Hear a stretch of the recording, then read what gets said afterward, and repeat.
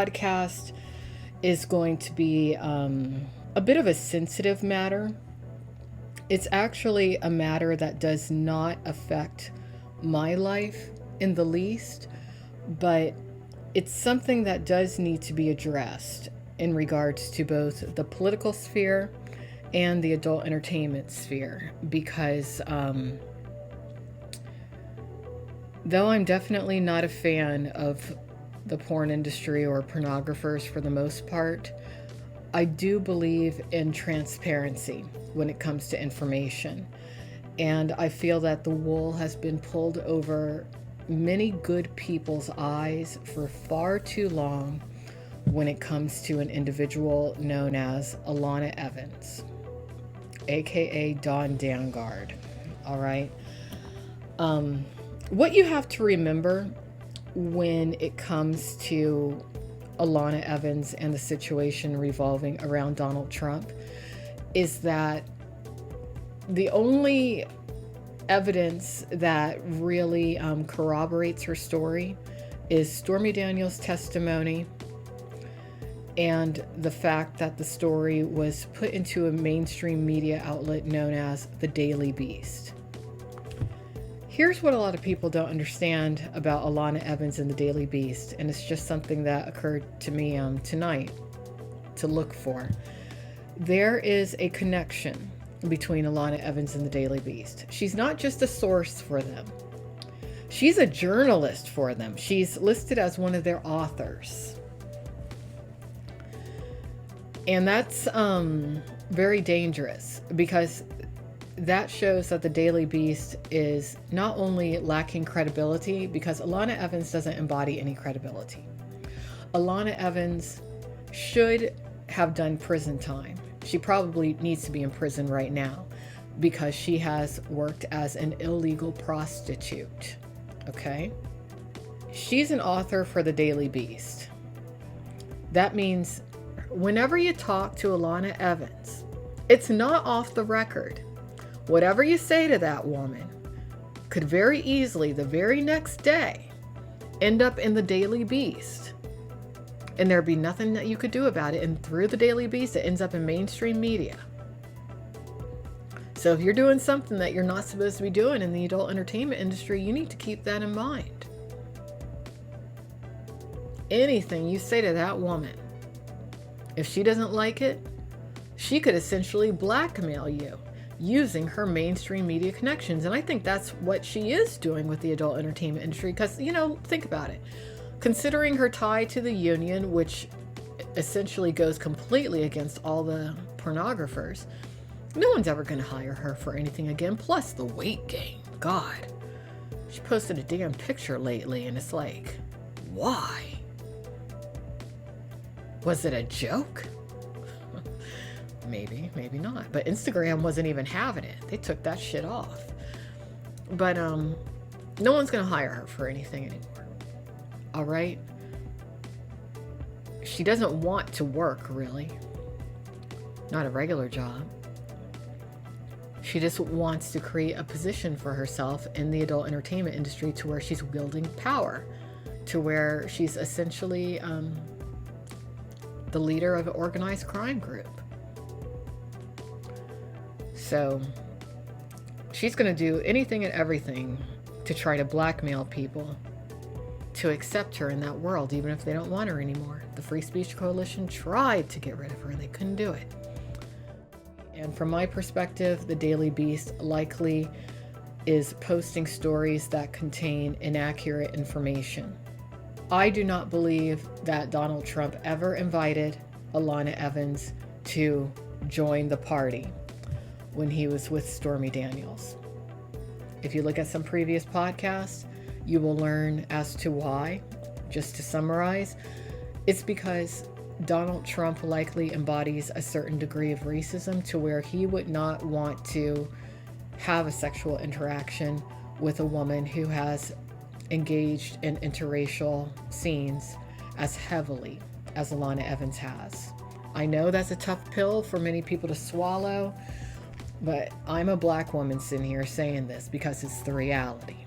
All right. When you look at any industry, whoever controls the media's perception of that industry is who essentially wields a lot of power within said industry. And that is the case when it comes to the adult entertainment industry and Alana Evans.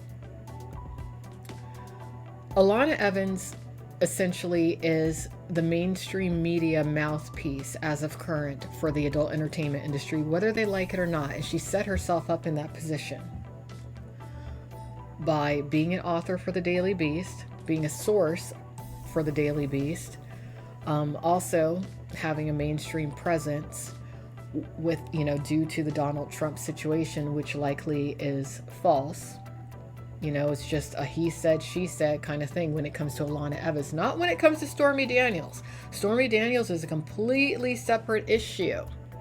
But you have to question, why would it be that Stormy Daniels would be so dependent upon Alana Evans? Now, my opinion on this is that I believe that Alana Evans acted as her booker or madam or pimp back at that time in 2006. I think that when Stormy was calling Alana Evans, when she was having her situation, her liaison with Trump, I think that the reason for those phone calls was so that Alana Evans could run Trump's credit card number so that Stormy could get paid that night. That's what I believe. All right? But let's put that to the side. Right now, Alana Evans essentially has the entire adult entertainment industry over a barrel due to her being a mouthpiece for the industry, whether they like it or not, considering her mainstream media presence. Okay? She really doesn't have any real power. If you were to take away her Twitter account, she would have zero power, because as of current, the Adult Performers Actors Guild Union is no longer legitimate. In fact, when I edit this podcast, I'm going to insert a tweet. May 19th, 2020, the i.e.a.u., likely Felicia Ann, posted the following. We would like to make the statement again that the APAG is no longer a chapter under the Department of Labor, and the individuals running the APAG union social media sites are acting illegally under our federal registered trademark. All former APAG members now fall under the i.e.a.u.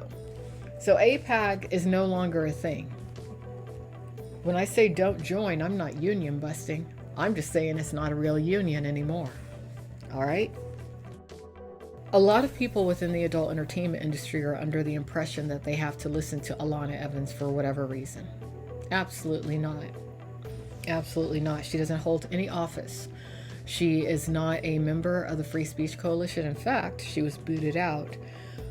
As of current, she appears to be utilizing the alias Kelli Roberts to intimidate the current Free Speech Coalition CEO, a woman known as Michelle LeBlanc. If you run a search on Twitter for some tweets that were posted from the Kelli Roberts Twitter account to Michelle LeBlanc, they almost come across as being threatening. They have the tone of what, like, somebody who's running an organized crime group, per se, would use. It's very interesting.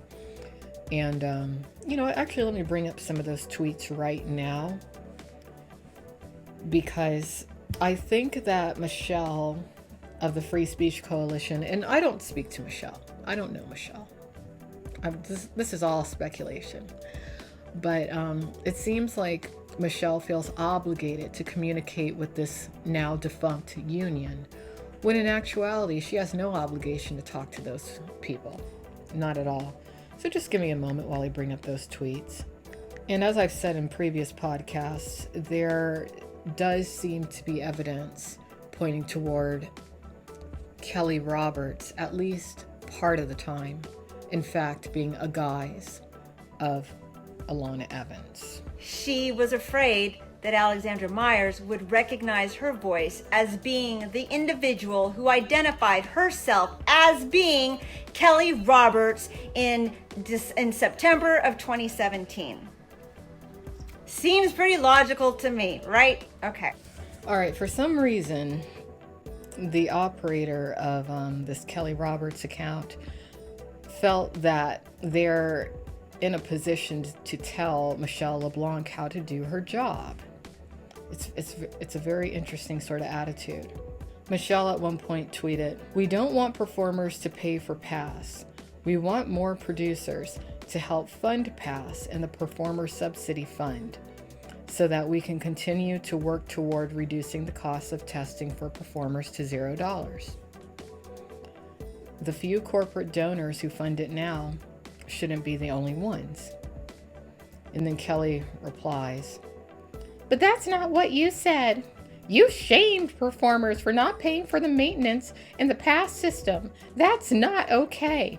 You always said it was free, and now you say there ain't no such thing as a free lunch. Face palm." Sounds very much like Alana's tone, doesn't it? That was back in November of 2019.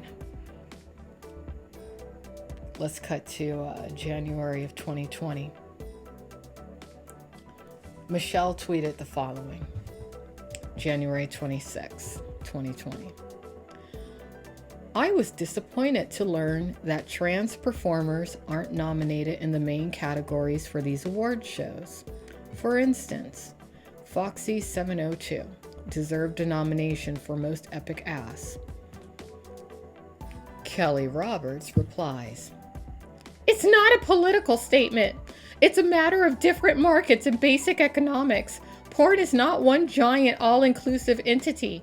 We exist in niches, just like clothing stores do. There are people who like athletic shoes and those who like high fashion heels." And then she goes on for several tweets. "Yes, they are all shoes, but they are all very different products for very different markets. I'm sorry. I would assume the head of the FSC will understand the very basics of how our industry works. I guess not. Are you going to go to Foot Locker at the mall and demand they start selling yoga pants? No, duh, because it's not their market. And by the same logic, did you go to the GayVN Awards this year and demand that they give out awards for the prettiest blonde female performer?" Blonde? "Or did you go to the BBW Awards this year and ask why they didn't have a category for petite teens? I didn't see you at this year's Night Moves Award." Now, I'm going to have to look to see if Alana went to all these awards. Anyway, she goes on and on and on and on and on and on and on and on and on. But she concludes with the following. Keep in mind the FSC did essentially kick her out of their group. "After so many years of abuse and corruption in the FSC army, I had truly hoped that the new management would bring great change. Sadly, I see now that isn't the case.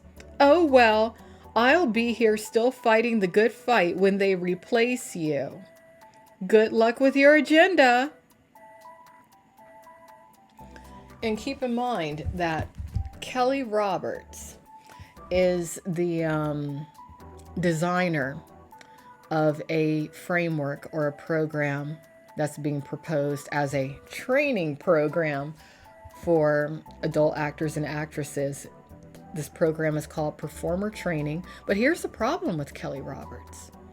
Kelli Roberts is the face of a sex trafficking gang, a legally charged sex trafficking gang known as the Luxury Companion, which encompassed LA direct models. You can go and look over at ktla.com when it comes to that. So it's always been very strange that Kelli Roberts would be accepted as a legitimate individual, an ethical individual, a professional individual even, within the Adult Performers Actors Guild Union, being that they were at least a federally recognized union. But it's just every day it's starting to point more and more towards Kelli Roberts in actuality being Alana Evans. Let's say hypothetically Alana Evans is some sort of a booker or a madam and has been for several years within the adult entertainment industry. For her to have the power to put information into the mainstream news sphere via the Daily Beast is a very dangerous thing. Not only for parties within the adult entertainment industry, but for any said John who may wield any sort of power in the world, who may have booked a porn star as an escort or a prostitute through her. I actually feel like it's incredibly dangerous for Michelle of the FSC to even entertain Alana Evans at this point. And if Michelle has been threatened by Alana Evans, I think that she needs to go to law enforcement and disclose what that situation is. Miss Evans posted a little earlier that she doesn't have a stake in this fight when it comes to the COVID-19 testing and whatnot, revolving around talent testing services. That's not true. Not at all, because Alana Evans has been in communications with Sixto Pacheco of Talent Testing Services for quite a few years now when it comes to altering the type of HIV test administered to the performers, an HIV test that more readily reveals whether or not somebody is an undetectable performer who may carry a low viral load when it comes to HIV. I actually wouldn't be surprised if in some way, shape, or form she was instrumental in that porn WikiLeaks situation revolving around Donnie Long and Michael Fatarosi, because when that porn WikiLeaks situation happened, it kind of threw up in the air who would control the performer testing. You had the AIDS Healthcare willing to step up, but then you had that private company, Sixto Pacheco's company, Talent Testing Services, who stepped in and picked up where i.e.a.u. Healthcare left off, and i.e.a.u. used to be controlled by the FSC. Now in time, the FSC was able to create PASS, which kind of replaced i.e.a.u. It's actually much better than i.e.a.u. was. But now you have talent testing wanting to, run with the ball on their own. And, it all has to do with greed and whatnot. Actually, it's funny. Sean Tompkins, TRPWL, he did try to warn the FSC about this situation. He also seems to have tried to stop Alana in some capacity, but I think Alana holds some sort of leverage over him. He's scared of her. I think it's important that people take a look at how many mainstream articles, meaning mainstream news articles, Alana Evans is a part of that originate with the Daily Beast. I'm actually going to read some of the headlines and give you the dates, okay? October 26, 2019. Porn star Alana Evans, Depp Truther Army is worse than Trump's. Why is she a source in this? What does she know about Johnny Depp or anything mainstream, really? She shouldn't be in that article. But like I said, she is listed as an author for the Daily Beast. So she could be theoretically writing these articles herself under a pen name and then injecting herself as a source or somebody who they interview. It's like she's interviewing herself. It's weird. All right, February 28th, 2020. There's another Daily Beast article titled, "Porn Stars Are All In on Bernie Sanders." Really? That's not true. If anything, I would say that considering the backgrounds of most adult entertainment performers, I would say that the performer talent pool as a whole is backing Trump more than anybody else. Seriously, they're not backing Bernie Sanders. They're backing Donald Trump because they come from households that back Donald Trump. Okay, let's stop this. April 14th, 2018. The other woman in the Stormy Daniels Trump saga.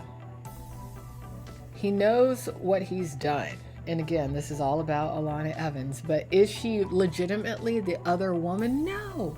There's not even any pictures that I'm aware of with Alana Evans and Trump. Now, there's pictures with Jessica Drake and Trump, and if you take a look at Alana's Twitter, you will see how extensively she has bullied Jessica Drake. I think it's due to jealousy. But even though Jessica Drake was seen as not being credible for whatever reason, and this all had to do with Stormy.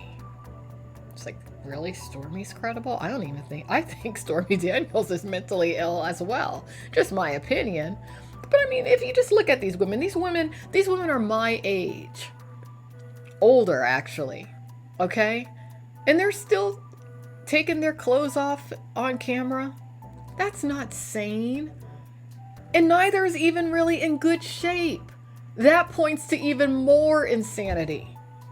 If you don't have a banging body, you don't need to be getting naked on camera, especially if you are not classifying yourself as a BBW. Both of these women, in my opinion, need to be classifying themselves as BBWs. And hey, I went through a phase to where I gained a little weight, but I lost it. All right? But if you've gained weight, stop. When you get to a certain age, stop, especially if you're a parent. Oh, I think that really that i.e.a.u from the start has been a front for an escorting racket. I think she needs to be investigated. I think her devices need to be confiscated and analyzed, just to see if she's running girls. I feel the same way for Fatarosi's wife, Vanessa Blue, and the same way of the leader of that newly formed collective called BIPOC, Black and Indigenous People of Color. Whenever you got a madam who's pimping girls, trafficking women, nowadays, the first thing they try to do is legitimize themselves by creating some sort of an organization. That's their front. That's why you got to stay away from those organizations unless you want to be sex trafficked.